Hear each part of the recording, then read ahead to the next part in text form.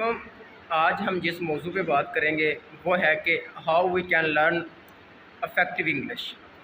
काफ़ी ज़्यादा कुछ बच्चों के कंक्लूजन थे कि हमें इस मौजू पे कुछ गाइडलाइन चाहिए कि हम एक अफेक्टिव इंग्लिश कैसे सीख सकते हैं।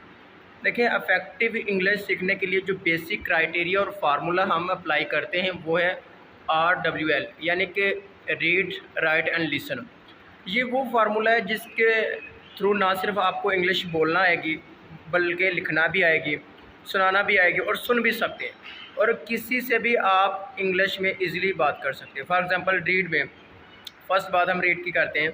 अगर आप इंग्लिश को डेली बेसिस पे रीड करना शुरू कर दें, read magazine, newspaper, novels, books, stories and इसके अलावा स्पीचेस, जो भी आप इंग्लिश में कुछ ना कुछ रोज़ाना का पढ़ते रहें, चाहे वो फिज़िक्स, केमिस्ट्री, बायो के रिलेटेड क्यों ना हो, चाहे वो आपके असाइनमेंट और क्विज़ के रिलेटेड क्यों ना हो, चाहे वो इवन आपकी इंग्लिश सब्जेक्ट के रिलेटेड ही क्यों ना हो।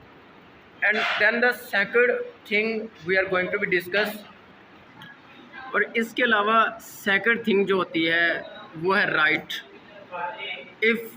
if you learn these skill to writing whatever you have some words in your mind and write these words on books, on your register, on your copy, and note these words and try to speak these words.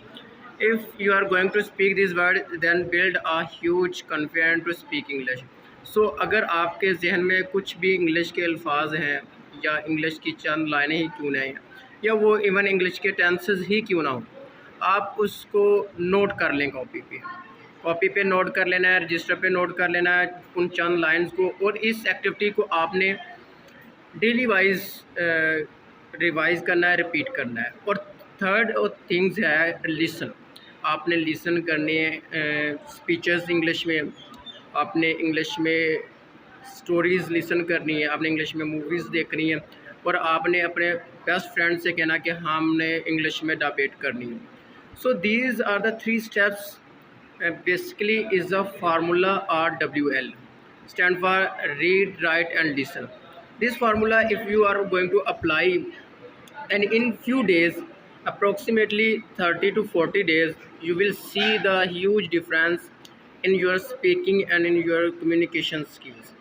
So इसके अलावा जो general techniques हैं और terms हैं कि आप लिखें, जितना लिखा जाता है इंग्लिश में, सुने और प्रैक्टिस करें। प्रैक्टिस और जितनी ज़्यादा प्रैक्टिस हो सकती है, यानी कि ये हेजिटेशन ख़त्म करें, अपने आप में कॉन्फिडेंस बिल्ड करें कि अपने पास से कुछ सेंटेंस लिखने के काबिल हों, और आप वो सेंटेंस फिर रिवाइज़ करें और फिर उनको बोलने की कोशिश करें। वो सेंटेंस जो आम रोज़ाना लाइफ में यूज़ होते हैं, फॉर एग्जांपल आप दोस्त से पूछते क्या करते हैं, क्या खेल रहे हैं, क्या कर रहे हैं, ये जो आम से सेंटेंस है, ये कोई भी इस्तेमाल कर सकता है। आप इसको इस्तेमाल करके यूटिलाइज़ करें और इसको बोलने की कोशिश करें।